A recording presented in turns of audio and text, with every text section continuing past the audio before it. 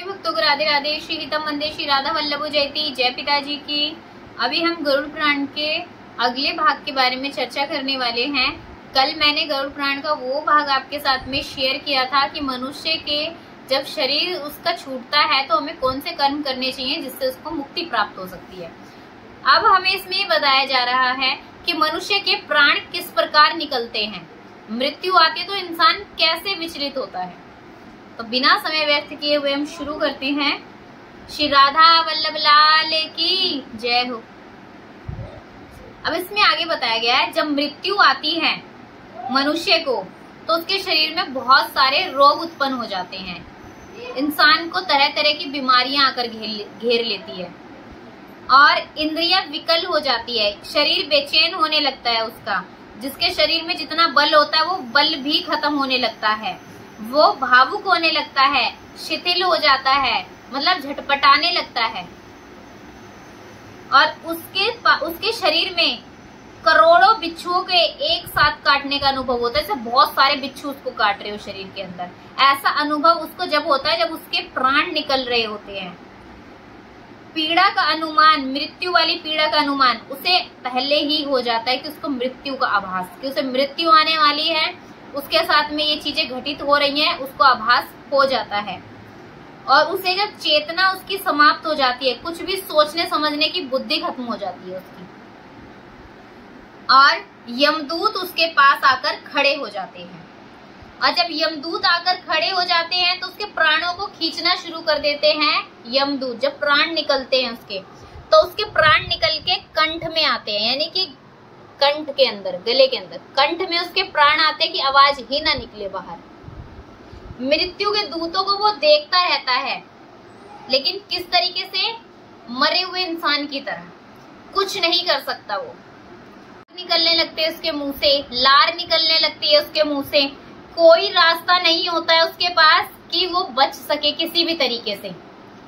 उसके बाद उसके मन में हाहाकार मचने लगती है। वो घर को देखता है, अगर उसके सामने परिजन है, उसके घर वाले हैं, तो अपने घर वालों को देखता है, घर को देखता रहता है बार बार। और यमदूत उसको अपने साथ यमलोक ले जाते हैं। यानी कि मृत्यु इतने भयंकर तरीके से आती है कि सब कुछ उसके पास होते हुए भी वो बता ही नहीं सकता है, कि मुंह से आवाज ही नहीं निकल पाते। सबसे पहले उसके कंठ को पकड़ते हैं और प्राण वहीं आकर, कभी किसी के आंखों से प्राण निकलते हैं कि वो देख के इतना घबरा जाता है कि उसकी आंखें खुली की खुली रह जाती है। कोई शौच इत्यादि तो कपड़ों में ही कर देता है, इतनी भयंकर मृत्यु आ जाती है डर के मारे उसको। यानी कि अलग अलग तरीके से मृत्यु। इसने आगे बताया गया है मृत्यु के समय जब उसके शरीर, मतलब जब छूट रहा होता है तो वो कांपता है, जैसे उसके शरीर में किसी ने बहुत सारे, मतलब कि प्रहार कर दिए हो एक बार में, और वो रोने, अंदर से रोना चाहता है लेकिन वो कुछ कर नहीं पाता है। बहुत कष्ट मिलता है जब उसके साथ ऐसा होता है। परंतु जो भक्तजन होते हैं, जो ईश्वर की स्तुति करते हैं, प्रभु को याद करते हैं, प्रभु का स्मरण करते हैं, उनकी ऐसी गति नहीं होती। आगे बताया है जो लोग झूठ नहीं बोलते हैं, किसी का विश्वास नहीं तोड़ते हैं, भगवान में विश्वास रखते हैं, श्रद्धावान होते हैं, उनकी मृत्यु सुखपूर्वक होती है। जो काम, सबसे ज्यादा मोह माया काम में फंसे हुए हैं, ईर्ष्या करते दूसरों से, द्वेष रखते दूसरों से, अपने धर्म का पालन नहीं करते हैं, और उनकी गति जो होती है वो भयंकर होती है। आगे बताया जो लोग मोह और अज्ञान का उपदेश देते हैं, मृत्यु के समय वो महाअंधकार में फंस जाते हैं। उन्हें निकालने वाला कोई नहीं होता। झूठी गवाही देने वाला, असत्यभाषी, जो झूठ बोलता हो और जो हमेशा असत्य, सच का साथ ही ना देता हो, विश्वासघाती हो, वेदों की निंदा करता हो, शास्त्रों को झुठलाता हो, उसे मूर्छा रूपी मृत्यु प्राप्त होती है। बेहोश होके गिर गया, इस तरीके से मृत्यु प्राप्त होती है उसको ले जाने के लिए लाठी और मुदगर और जो यमदूत आते हैं ना, उनमें बहुत ज्यादा दुर्गंध आ रही होती है, बहुत अधिक बदबू आ रही होती है उनके शरीर से। और भयभीत करने वाले यमदूत आते हैं, उनके शरीर से तरह तरह की दुर्गंध, दिखने में भयानक, हाथ में लाठी, हाथ में मुदगर पकड़ा होता है। वो ऐसी स्थिति देखकर जीवात्मा जो होती है वो कांपने लगती है कि मैं कैसे बचूं इन सब से। वो अपने पिता को याद करता है, अपने बेटे को याद करता है, अपनी माँ को याद करता, अपनी पत्नी को याद करता है, सभी को याद करता उस समय पे सिवाय ईश्वर के। और एक शब्द भी वो बोल नहीं पाता, जुबान उठाता है लेकिन आवाज नहीं निकलती उसकी। प्राणे भयवश उसके प्राणी की आंखें नाचने लगती है डर के मारे। होता है ना, घबराहट, आंखें चलने लगती है एकदम से डर के मारे, सांस बढ़ जाती है, मुंह सूख जाता है और वो अपने शरीर का त्याग कर देता है।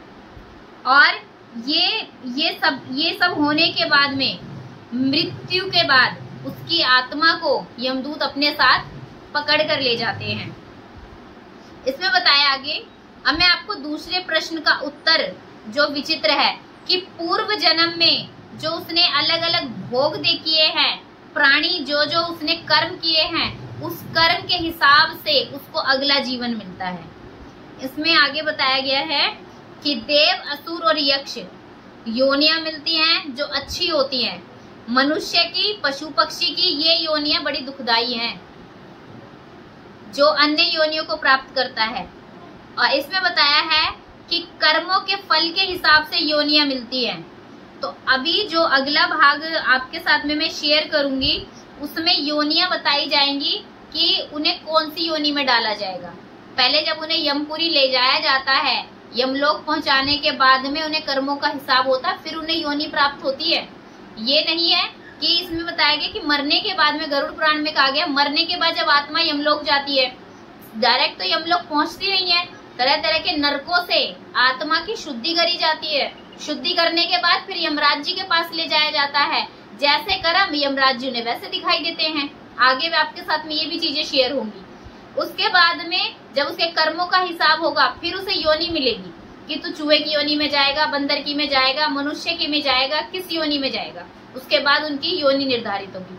तो आज इसका दूसरा पार्ट जो आपके साथ शेयर होगा वो योनि के बारे में होगा, कौन सा कर्म करने से कौन सी योनि मिलती है। सभी को राधे राधे। श्री हितम वंदे, श्री राधा वल्लभ जयती। जय पिता।